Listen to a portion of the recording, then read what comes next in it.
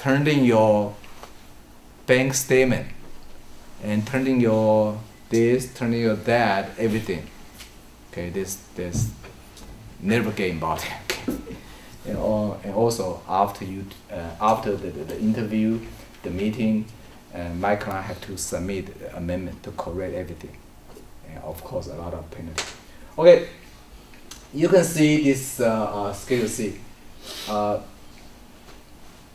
Every year, say 2013, you use last year. Makes sense, right?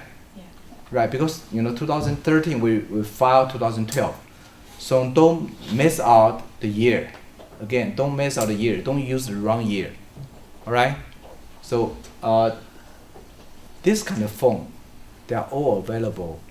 So either you use a TurboTax or any other tax software, or you can just download this from IRS website. Okay, up to you. Okay. So let's see what happened here. We have the number one, name, no problem, that's your personal name. And then B, principal business, remember here, okay? If you were running different business, I don't know, say for example, you open up one eBay store, this one-time business. You can sell so many variety merchandise through this business, is okay. Still count as one business. However, you're also as a consultant.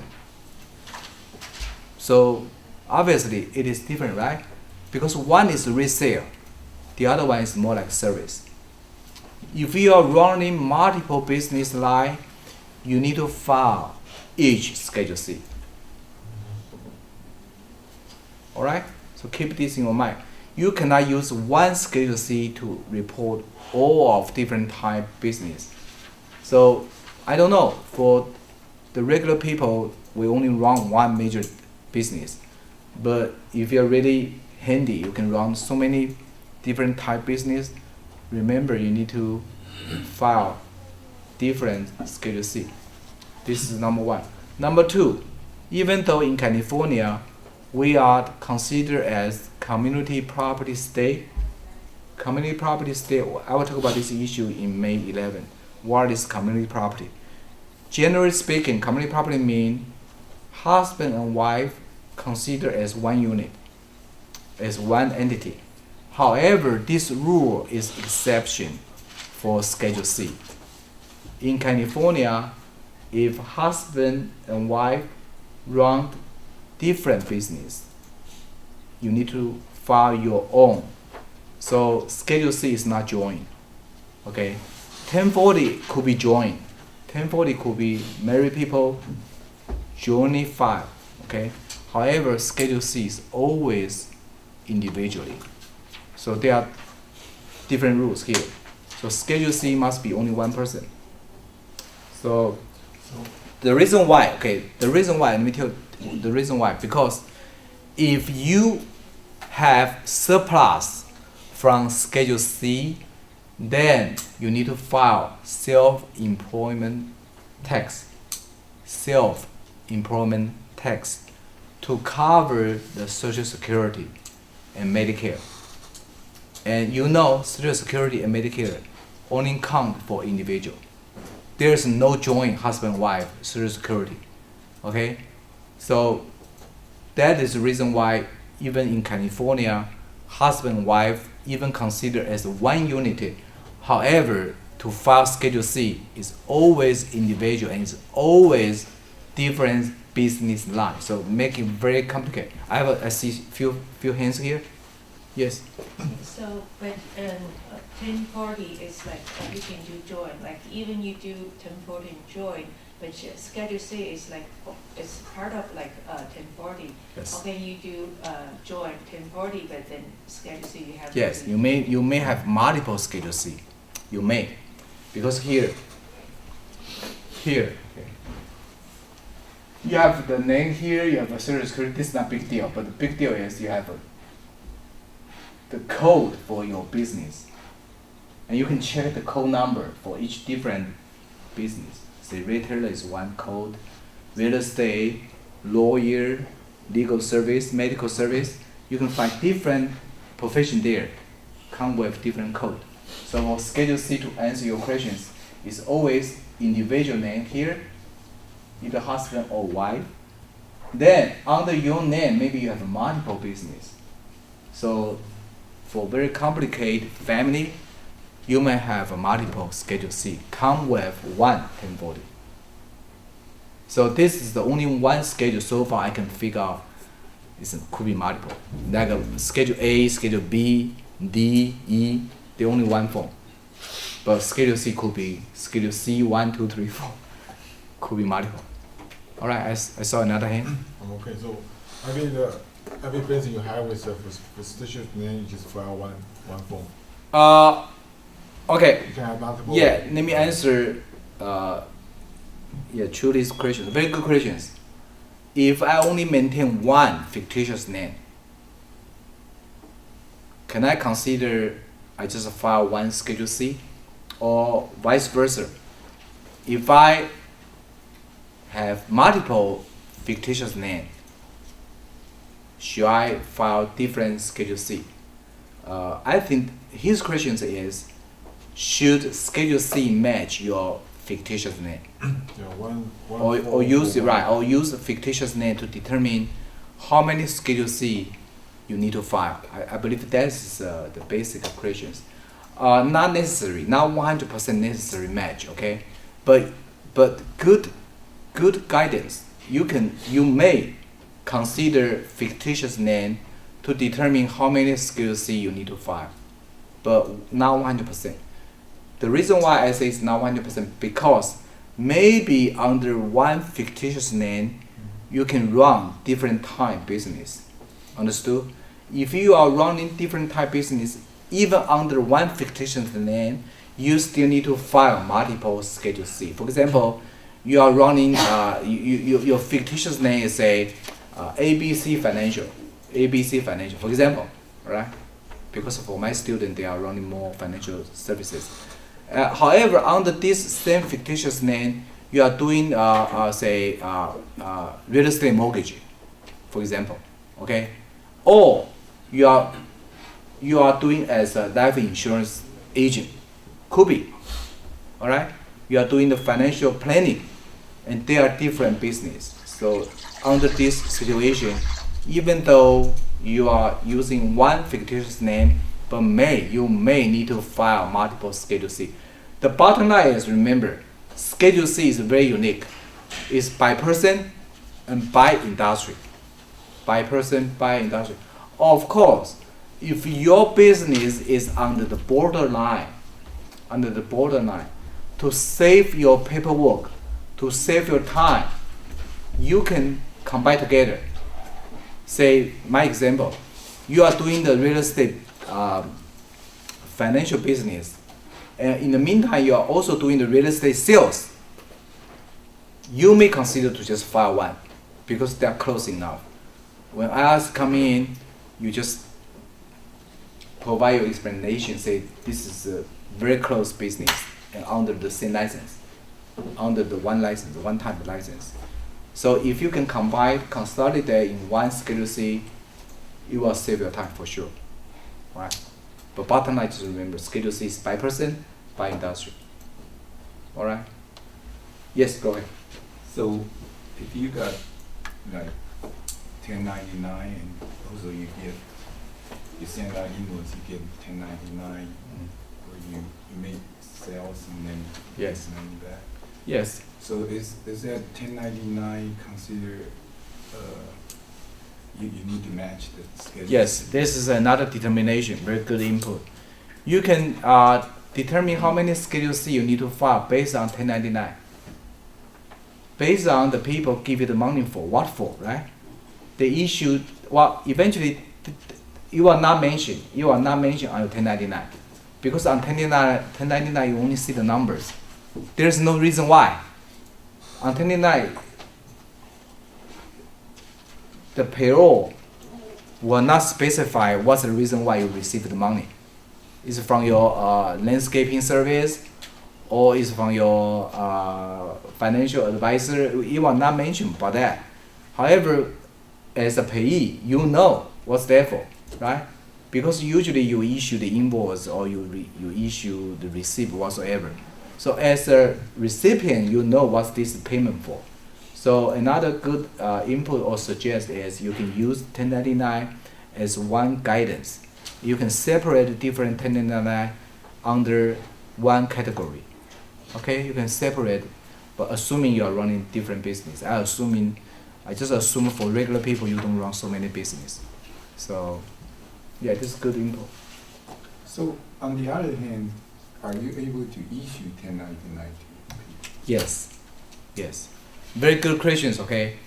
As a Schedule C taxpayer, most likely, I would say almost for sure, you are the 1099 recipient.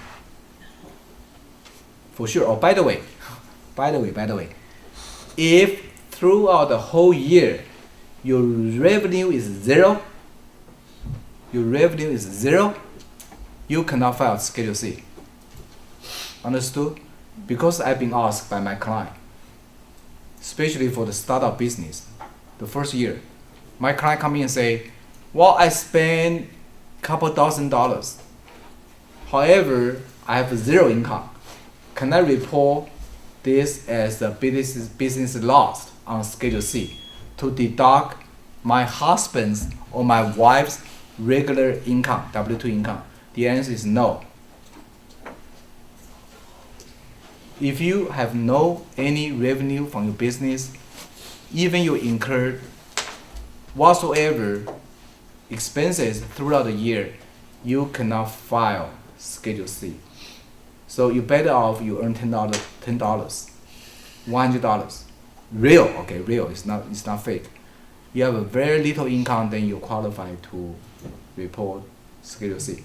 I need to mention this. Schedule C is a very powerful tool if you use it properly. If you use Schedule C properly, you report the loss, and the legitimate Schedule C loss will offset your spouse W-2 income. It's very, very powerful. Okay, you know, for tax planning, the best income is called exemption. It's called exemption because, you know, for this year I will not offer taxation. Okay, so I will mention here, for tax planning, the best income is called exemption. That really means does not come as income. For example, life insurance. If people die and receive 1 million, 2 million insurance benefit, the people receive so much money does not count as income. Everything free. And another example is the capital gain under $250,000 from your primary residence. You live there for more than 2 years, and you sold it, and your gain less than $250,000. Each person, again, exempt. That is best. Second to the best is offset. I will show you offset. Offset is from your part 1 of 1040. If you remember 1040 part 1, they're all listed there, different kind the revenue, different kind of income. So assuming income is supposed to be positive, right? So the part 1, all different type sources of income. So in our imagination, all of the number there should be positive, but there's one. Eventually more than one, but there's one. That is Schedule C, business income, because it's a could be loss. So each dollar you lost from your Schedule C offset another $1 from another income. So that's the best. There's another example. This is capital loss, but capital loss only limit up to $3,000. But Schedule C, no limit.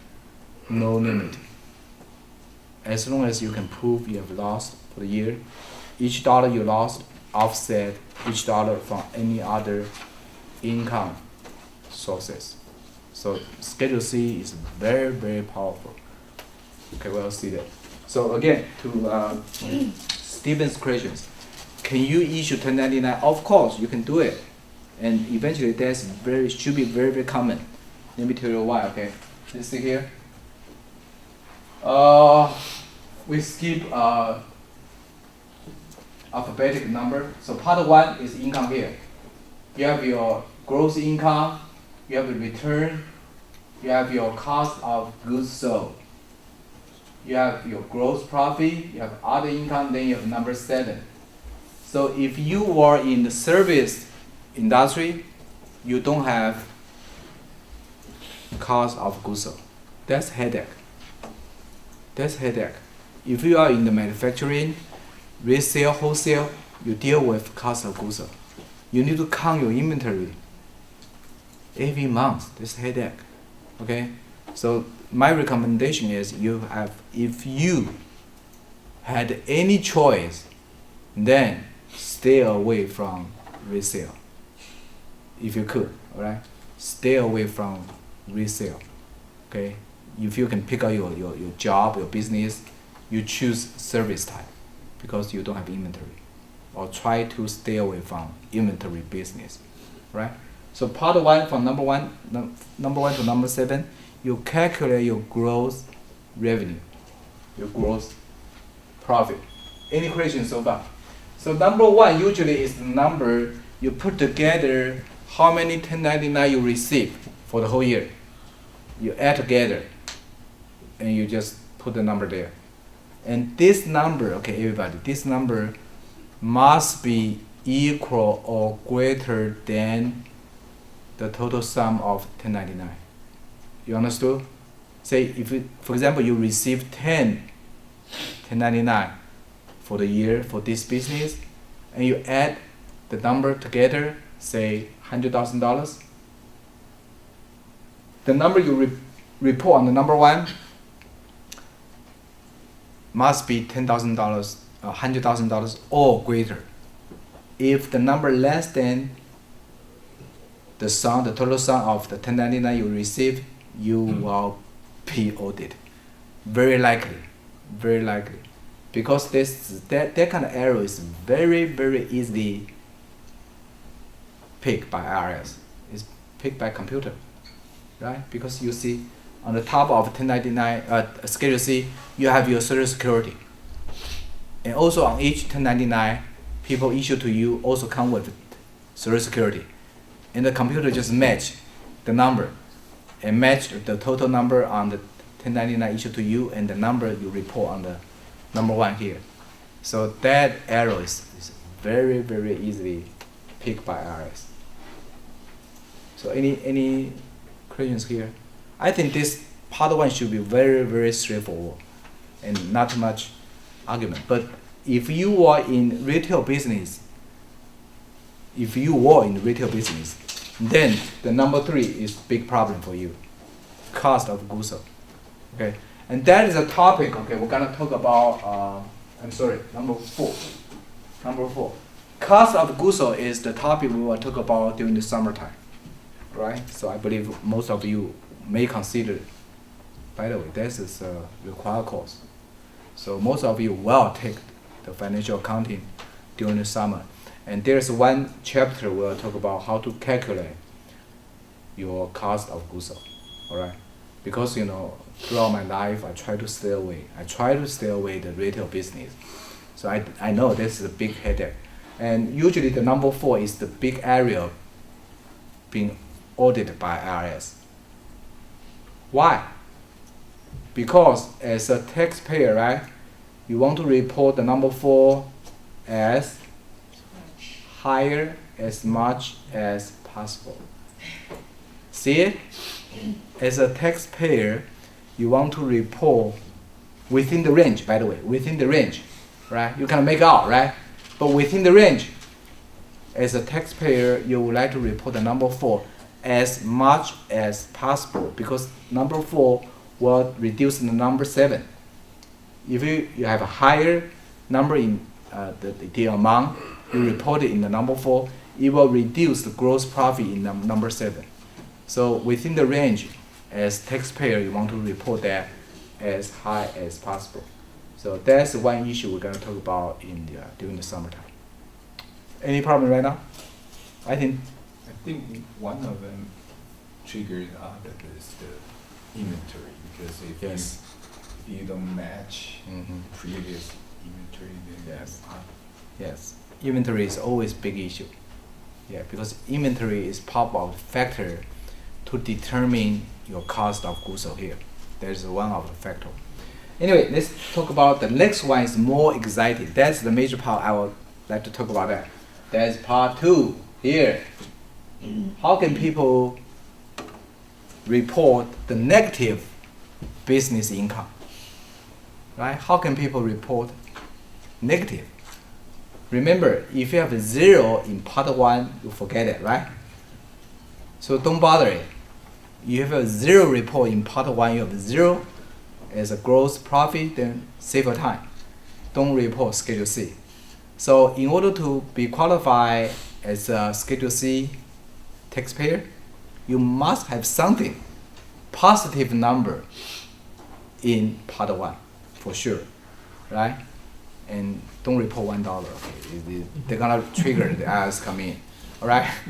Don't report like $10 or $100, then really it will cause you trouble. You report the legitimate number there, right?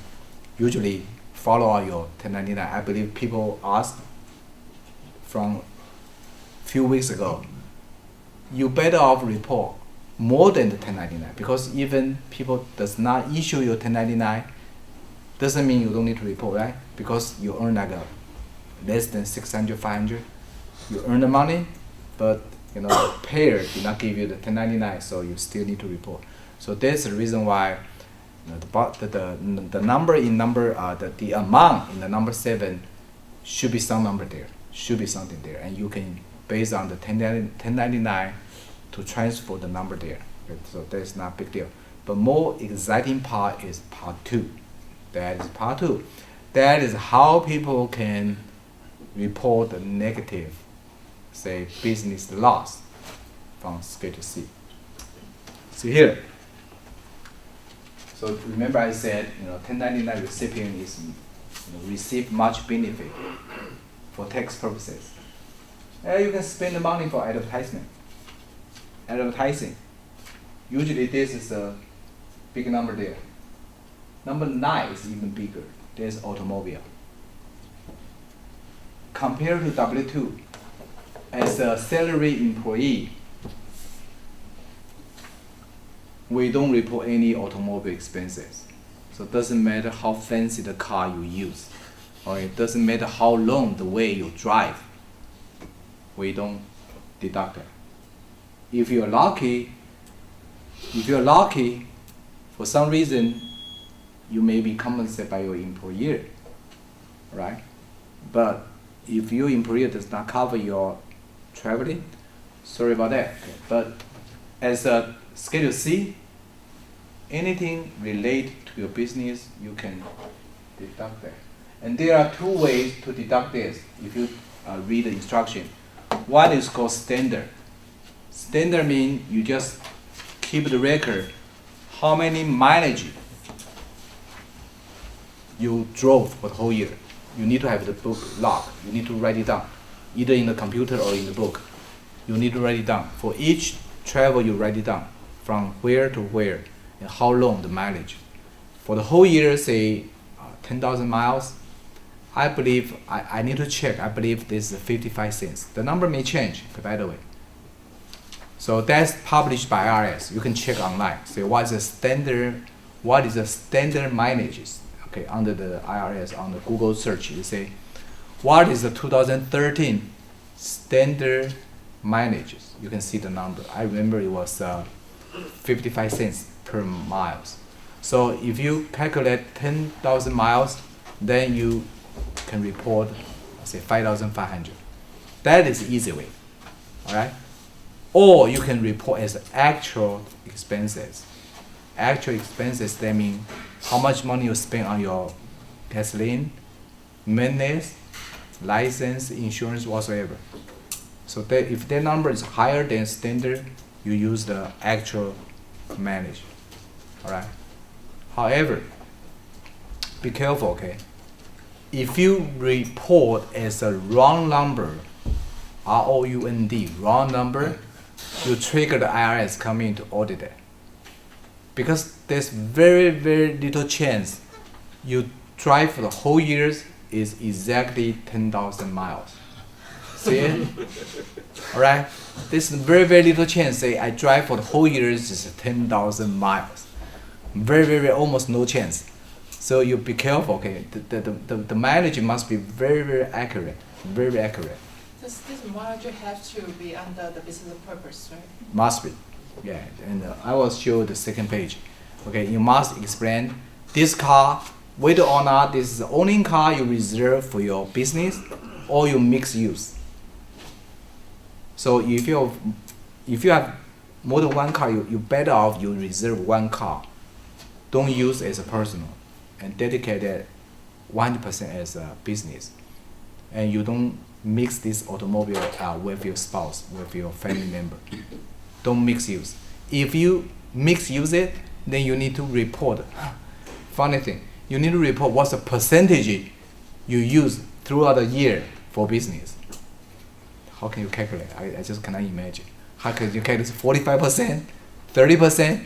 So for my purposes, in order to simplify everything, I will say I just reserve one automobile. I don't mix use. I just reserve this car as a business. So make the whole thing easy. This is on page 2. So if on the page 2 you say, for the whole year is 7,223 miles, actual miles, and I use standard mileage, use the time whatsoever, 55 cents whatsoever, published by IRS, then 100%. 100%. This is it. And automobile expenses is the big one. Is the big one. And also, that is a major difference, difference between the Schedule C and W2, right? There's major difference. Of course, there's a limit because, usually people you can see for the real estate agent, usually they drive a very expensive luxury car, right? Because if they don't use it, they pay tax, right? So it makes sense for those people, they have high income and also they are Schedule C. They would like to extend and maximize this number as high as possible, but there's a limit. So if people drive a very expensive car, you cannot deduct 100%. There's a limit, all right? So if a business buy a car for their business, Yes. so can they file within the Schedule C? Yes, Yeah. of course. Yeah, that's the major reason why I say for real estate agent, they would like to spend the money on a very luxury car. So to some extent, they can file report very, very high number there, as long as within the limit published by IRS. 10 here is what Stephen just asked. Can Schedule C people issue another 1099 to their payment recipient? The answer is yes, of course. You receive your revenue as a 1099. Of course, you may issue your payment to your independent contractor, and you can report here as number 10.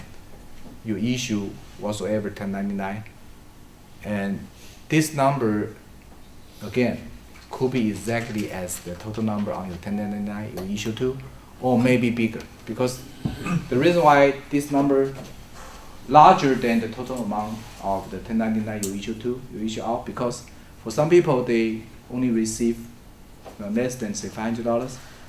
You don't issue 1099 to them, but you still can report as expenses. Understand? So not necessarily those two numbers match 100%. So if I want to issue a 1099 say to Steven, does he need to have a certain certificate Oh, yeah. or whatever? Yeah, remember, Like a before, gardener or yeah, always remember from last week, right? We just mentioned a while ago. Before we issue 1099, we must collect W9. So we always match 1099 in your file with W9 in your file. Without W9, people receive your 1099, they may protest. They may send a letter to IRS and say, I never received the payment from this guy.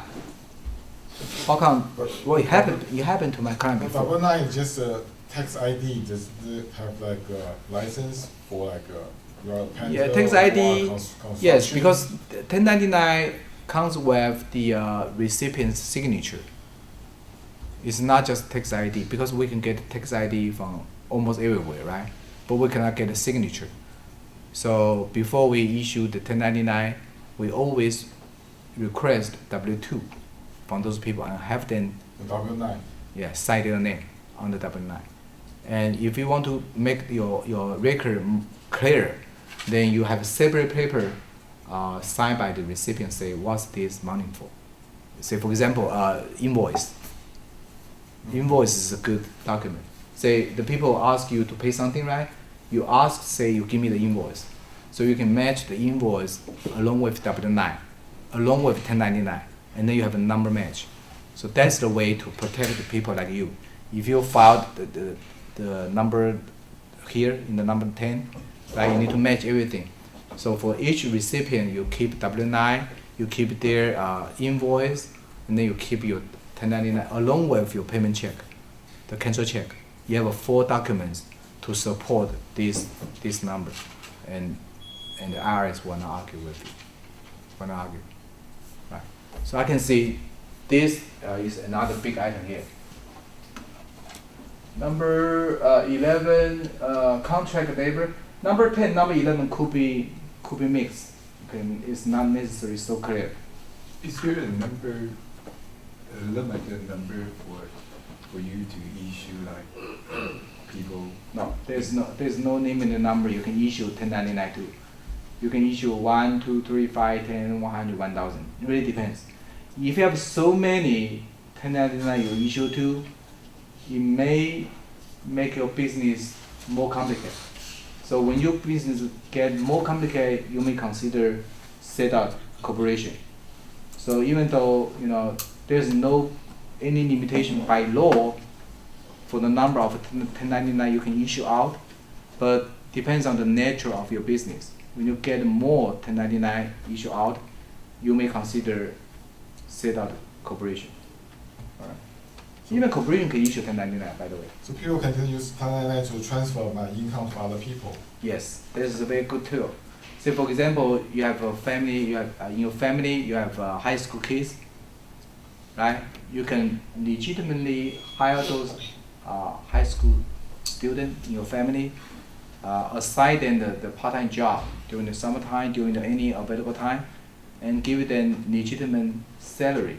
So you can transfer your high tax bracket, your income, to their lower, because you may pay, I don't know, 28%, 32%, because if you are in a high tax bracket, you can transfer the same amount, then whatever, $30,000 per year, to your family member, and they pay less, lower, say, I don't know, 15%. So that's one way to save the tax. Yeah, if you have a family member, you can work out. Yeah, so this is another good tool. You can transfer the money from your business to different people and save the money. Number 12, depreciation. We don't use it too much. 13, depreciation. If you use depreciation, be careful. Okay. There is one tax section, so one is called the tax law is 179, section 179, right? That is big thing. That is for the small business. If your business is small, by definition, I believe its sales value probably around $1 million. I need to check the number. If you are a small business like this, throughout the whole year, your business equipment, like computer, like whatsoever, less than the certain amount. It was 100,000. It was, but I believe the number is high already. So if you spend the money on your business equipment or tool under this amount, you don't have to do depreciation. You can write off right away. You can write it off in the whole year, and that is benefit. Understand? So if you are qualified as a small business, and each dollar you spend on your business tool or equipment or whatsoever, you don't have to do the depreciation. This is called Section 179. So for your final project, you can also do the legal research. What is Section 179? Because that is good. That's very beneficial for the small business. Because for the depreciation, it's headache. You need to keep the number every year, right? So if you are qualified as a small business, you just write it off in one time. But however, automobile, you cannot write it off in one time. You need to separate. How about software? Software is different. If the regular software, say over the shelf, this is the terminology like that. Say like Windows, like Office, you just purchase from retail. That kind of software you can write it off. But if you have people come in to customize, and then it's different story. So software for the regular software package, over the counter, you can write it off. But for customize, you have to depreciate. Yeah. But to simplify your answer is yes, you can write it off. So if I buy a notebook, I can just write it off. Yes, yes. That computer like this, you printers. Every year you can buy one and write it off. Yes. So right now computer change it too quick, right? Change it too quick. So I don't see people keep the same computer more than 2 years. Even still functional. Even functional, we just write it So how off. about cell phone? Yes, They spend yes. money. Yeah. So this is why every 2 years you just upgrade. So, yeah. For tax benefit, right? Can you buy one computer for each Schedule Or C? you can buy so many computers, nobody care. But, By the way, to answer his questions, people always ask, is there any limitation for the tour? It's not limited by the number, it's limited by the amount. You got it? Limited by the total amount. So if you qualify as a small business and you spend the business expenses under this amount, because right now it's more than 100,000. Right now I assume, I need to check the number because online you can check. Probably it's around 150,000. It's a lot. It's a huge amount. I don't believe for small business you gotta spend like $150,000 just on a computer. I don't believe so. But if you like it, if you ready to spend, go ahead. Your choice. You just buy so many computers and donate to, I don't know, give away to, give it to somebody else. So there's no limit on the how many units. It's limited by the total amount. Yeah. so when you say write it off, so where would you show on the part of the Schedule C or? Right here. It's on the number 13. Eventually, we don't use 13 because 13 is a depreciation. We may use everything on here, 18. Right. So if you qualify as a 179, you don't leave it there because depreciation means you need to depreciate, spread out like 3 years, 5 years, different item, different years. It's very complicated. So unless you are professional CPA, then we don't get involved. It's headache, like the inventory is headache. All right, try to stay away. So if you qualify, usually we don't use number 13. We write out everything here. We'll see. Or you may write out here.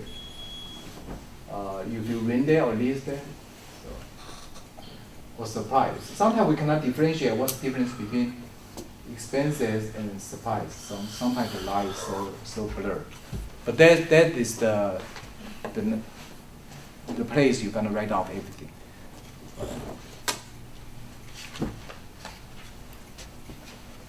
Number 14, employee benefit. So I don't believe it's a sole proprietorship you will provide employee benefit. I don't think so. But if you really want to, you can do it. It's kind of contradict. So it's 250,000. 250,000. No, 20,000. 225 right now? Or 125? What's the small business? 250. Right, could be. Right now the number is very, very high. $250,000. You can use for the 179 section. Section 179 business deduction if you qualify. I remember the qualify is under $1 million, right? Maybe still around 2 million. So yes, always number very high. So right now, if your gross revenue under $2 million, Small business. yeah, 2 million is big business already, but still considered as a small business. Then you can write out up to 250. So it's good, very good benefit. You can spend the money, but you know, very few items are exception. For example, automobile. You cannot write out automobile in one time. Okay, you need to check. But for the computer, it's fine. By the way, as I recommend you, okay, if your business started to hire full-time salary employee, I will recommend you don't use sole proprietorship. You set up corporation. The reason why is when you hire the full-time employee coming in, you explore yourself more liability. Consider, you know, the employment-related lawsuit, right? You don't want to be personally liable for this kind of lawsuit. So, you know, the number 14 is kind of a little bit contradict. It's a little bit, right? Even though it provided here, but my thinking is a little bit contradict. In order to run your sole proprietorship, really assuming you don't need full-time employee. At the most, you hire people coming as an independent contractor. Whenever you consider, so this is another topic, when is the timing comes, you should consider change from your sole proprietorship to corporation. And though there is no answer, by the way, but at least this is a guideline. When you see your business start to hire the full-time employee, and then maybe the hint for you say, oh, I'll consider I will set up a corporation. All right. Are you able to buy your own? Oh yeah, good input. Yeah, so we talk about this issue, right? Would you consider yourself as employee? The answer is yes, but I don't see the reason. I don't see the reason. Because, well, unless you give me another reason, okay? The major reason you want to put yourself as an employee because you want to receive W-2. Payroll tax. And you pay payroll tax. And you want to accumulate your Social Security. That's the major reason. However, even without that, you still pay your self-employment tax, right? So I just don't see what's the true reason you want to put yourself as an employee on your Schedule C. I don't see too much reason on it. Because the only reason is you want to accumulate your Social Security. But even without the number 14, you still can pay your self-employment tax to accumulate your Social Security, right? So the answer is yes, you can list yourself as an employee, but I don't see too much reason. Or you can list your family member, your parents, for example. For some reason, you want to put your parents as an employee and try to accumulate their Social Security. There is another consideration. But other than that, I just don't see too much reason. I think number 14 is give you the opportunity, okay, to put your family member. If those family member, they don't have any other opportunity to earn the salary, so there's no way for them to accumulate Social Security, then this is one way.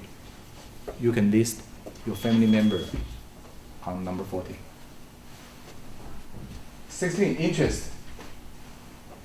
That is interest you pay out, okay, not receive, okay, by the way. If your business receive any interest, that is on part 1, okay, it's not here. So don't worry. And if you have mortgage or not. Number 17, you pay out any legal or CPA or any other professional. Number 18, that's big one, office expenses. Number 19, I don't see that. Pension. I don't see that. Okay. Number 20 probably is big one. Rent. Office rent or automobile. You can lease automobile. So number 20 may be the big one, right? Number 21 maybe repair. 22 supplies, as I said, 22 very blurred line from 18. But I would say 22 probably is like a printing paper, that kind of consuming item. Okay, that kind of thing. Toner, ink, I don't know. Anyway, It's periodically. you are consumed, Yeah. you are used up, Yeah. something like that. Toner, whatsoever. One time is office. Yeah. And 23 taxes, probably like a business license, that kind of thing. 24 big thing. 24, be careful, okay? That's a very good item to use, okay? I know, right? Because you buy the lunch to your friend, you buy the lunch to a family member. Maybe you report this as a business lunch or business dinner. You can buy very, very luxury dinner, and usually I know people report this as a business, but number 24 is another items may trigger IRS come in to audit your report. Just be careful. For myself, usually I try to stay away because there's not big money. I don't want to cause the trouble. Well, the I travel don't- is big money. The travel. Yes. Yeah. ticket Travel is $200. because right now the flight ticket is so expensive, right? But you must report business related. You cannot report your personal traveling on your business. So that's the big thing. Because for example, if I'm a real estate broker, my business is in local, right? Probably I cannot report a flight ticket to Beijing as expenses because it's very tough for me to relate this trip to my business. So Go out to find an investor. yeah, if you can really find out, yes. For example, I have a few associates. They fly to Beijing, Shanghai every year. Try to get the investor from there. If they can really report this, yes. Traveling flight ticket is a 100% deduction. You can do it, okay. But entertainment and the lunch and the dinner, there's only 50%. Even you are qualified, but there's a 50%. But the reason why I try to stay away because it trigger IRS come in to audit it. They will interview to whom, okay, with whom you lunch with, and they may interview. They will interview. The people you report say, not report on the text, but in your record. You need to number one, you need to prove this is a business related, and then somehow you during the lunch, during the dinner, you talk about the business. You must have the conversation, talk about business. Not necessarily you can finalize business. If there's no business really produced or caused by this dinner or lunch, that's fine. But you must mention something about your business. And also entertainment, say go to the opera, the ball game, right? Or people in the United States spend a lot of money for ball game, right? For the Super Bowl, you cannot imagine it. That's thousands of money, okay? Thousands of dollars. Okay, so number 4 is big one. Number 5 is another big one, utilities. Usually this is your cell phone, your PG&E, your cable, that kind of thing, your Wi-Fi. Number 6, again, wages. I don't see the reason why you want to pay wages. Same thing like number 14.